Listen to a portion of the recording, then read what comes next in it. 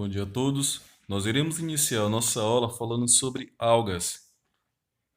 Lembramos que anteriormente falamos sobre a introdução ao reino protoictista e os dois grandes representantes, os protozoários e as algas. As algas, elas são seres eucariontes e pertencem ao reino protoictista. São indivíduos também fotossintetizantes, ou seja, elas necessitam da luz solar para realizar seu próprio alimento. Anteriormente, havia-se uma inclusão do reino das algas no grupo do reino das plantas. Entretanto, características e diversos estudos fizeram com que esses organismos, que anteriormente eram encarados e considerados como vegetais, agora pertencerem ao reino protoictista. Uma das evidências é porque as plantas apresentam vasos condutores de seiva. Entretanto, as algas apresentam apenas um talo de sustento, assim como também a característica da macrotrofia, que é a falta da independência da célula materna durante o processo de desenvolvimento embrionário. Assim como outros estudos e características fizeram com que eles não participassem mais do reino das plantas, e fazendo parte agora do reino protoictista. Entretanto, ao passar do tempo, ainda assim há pessoas que ainda confundem, mas entretanto já não há mais evidências que comprovem isso. Vamos iniciar falando sobre quatro grandes e importantes grupos das algas, iniciando falando sobre as euglenófitas. As euglenófitas apresentam como quatro principais características são seres unicelulares, autotróficas e heterotróficas, ou seja, são organismos que, além de realizar o seu próprio alimento, elas também não dependem, ou dependendo do gênero, outras não dependem da luz solar para realizar seu próprio alimento. O fato de não possuir a parede celular e apresentar um flagelo longo vai facilitar com que esse organismo tenha fácil locomoção e se locomova no ambiente de forma rápida, né? De forma é, é, bem dinâmico no ambiente. Uma característica aí que vai se distinguir das demais. Próximo grupo é o grupo das dinoflagelados. Dinófita apresentam como característica serem organismos unicelulares, apresentam flagelos aí que vão ser projetados, né, por sulcos ou saliências aí na sua porção corpórea. 20% desse grupo, eles têm toxicidade, né, produzem toxicidade e são responsáveis por um processo chamado de maré vermelha, que é um ponto positivo e também negativo, né, em relação a um processo ecológico. E justamente em relação a isso, o lado positivo é o processo da zooxantela, o que significa dizer que esse grupo, né, participa de um processo de relação ecológica da endossimbiose, que é um mutualismo com grupos de corais e pequenos moluscos. O ponto negativo desse processo todo é porque há um fenômeno conhecido na natureza como maré vermelha, que nós vamos ver no próximo slide, que na verdade é um resultado de uma aglomeração, né, da quantidade desses organismos no ambiente, que eles vão liberar pigmentos no corpo d'água. E por isso que quando a gente olha, há toda aquela tonalidade avermelhada, né? E há também possibilidade de haver o corpo d'água com um pigmento meio amarelado. Então, o lado negativo é que, além de serem tóxicos para o ambiente, grande parte dos organismos próximos eles podem morrer, né? Vir a morrer, diminuir a quantidade da biodiversidade local. Entretanto, por um processo de relação ecológica, como eu acabei de citar, ocorre aí um processo mutual, né? Com pequenos corais e moluscos. Um processo chamado aí de zooxantela. Tudo bem? Então é aí, esse é o processo que nós vamos conhecer, o fenômeno, na verdade, que nós vamos conhecer como maré vermelha, que o grupo responsável são os dinoflagelados. Agora nós vamos olhar, pessoal, uma relação ecológica, na verdade, uma relação sistemática e filogenética, filogenética de comparativo entre os grupos da euglinófitas e dinoflageladas. Apenas aí para poder a gente ver que um primeiro grupo, eles vão ter aí então, nós vamos ter então aí é, o grupo das euglinófitas e as dinoflageladas, ambas vão possuir a clorofila A. Entretanto, nós vamos reparar ali uma ramificação que vai fazer com que apenas a clorofila B esteja presente nos grupos das euglinófitas, certo?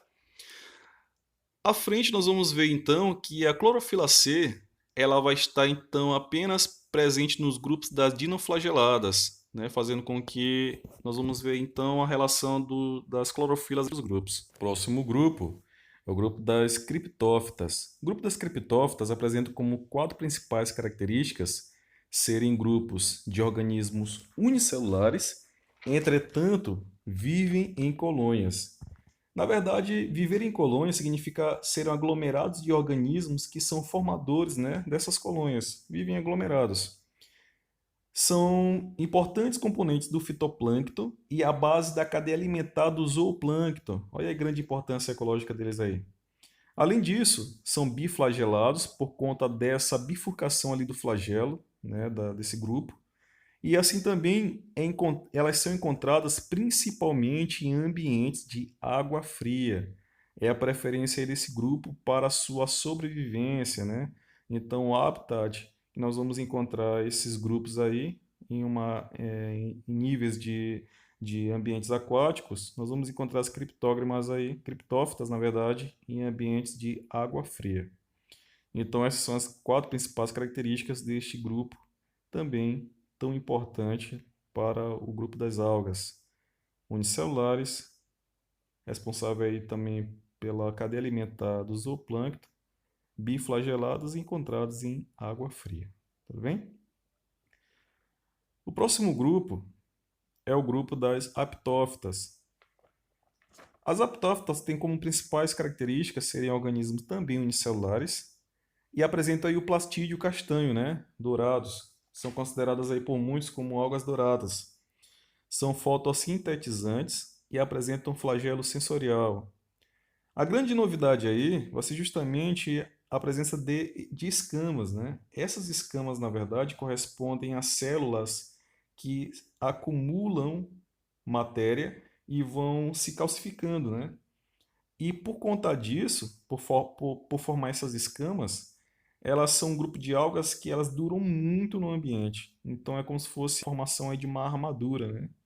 Que ela se calcificando. E tem grupos de arqueólogos têm muito interesse em estudo, né, nesses grupos, até mesmo por conta desse prolongamento aí de ano que elas vão ficando, de tempo que elas vão ficando no ambiente e facilidade de serem encontradas principalmente em estudos de arqueologia, né, estudos fósseis aí ao longo do tempo. Então nós temos aí as cinco principais características deste grupo, que são o grupo das aptófitas. Serem unicelulares, serem consideradas como algas douradas, grupos dos fotossintetizantes também, flagelo sensorial e as escamas, né? Que são, na verdade, células que, por acumularem matéria orgânica, elas vão se calcificando. Agora nós temos um cladograma de características de comparativo entre as aptófitas e as criptófitas. Temos aí então a presença da clorofila A e C, tanto no grupo da criptófita como também das aptófitas. Entretanto, ali nós vamos ter então somente escamas de celulose para o grupo das aptófitas, né? Então, tendo esse comparativo aí da árvore filogenética, vemos então a presença de características que vão compartilhar para os dois grandes grupos e apenas algumas outras características ali presente apenas em um grupo exclusivo, que é o grupo das aptófitas, né? Nesse cladograma aí é o grupo mais recente. Mais à frente nós vamos também falar um pouco sobre as principais importâncias, né, ecológicas. Bom, finalizando nosso estudo, nós vamos ter então como grande interesse pelas indústrias fertilizantes, principalmente o grupo das algas euglinófitas, né? Também tem aí a nível de importância ecológica para a indústria alimentícia e farmacêutica. Bom, agora eu vou evidenciar aqui as cinco, as cinco principais características, ou na verdade importâncias, né? Primeiro, é a base da cadeia alimentar, são algas, logo são produtoras. Entretanto, são considerados também bioindicadores de poluição. Se a gente vê um lago com grande quantidade de algas, automaticamente ele tem muita matéria orgânica, que vai servir de alimentação e elas vão automaticamente se reproduzir naquele ambiente. Isso quer dizer para nós que ali é um ambiente totalmente poluído, né? São de registro fósseis de estudo, né, como as aptófitas, por conta das escamas que se calcificam, e esse grupo é encontrado aí por muito tempo. E também produtoras de oxigênio. Muita gente acreditava anteriormente que as plantas eram consideradas pulmão do mundo. Na verdade, não. Quem são consideradas pulmão do mundo são as algas, já que a planta tudo que produz ela consome, mas as algas, quando elas produzem uma grande quantidade de oxigênio, elas não conseguem absorver, justamente porque elas morrem antes de absorver essa quantidade de oxigênio. Esse foi o nosso estudo, espero que tenham gostado.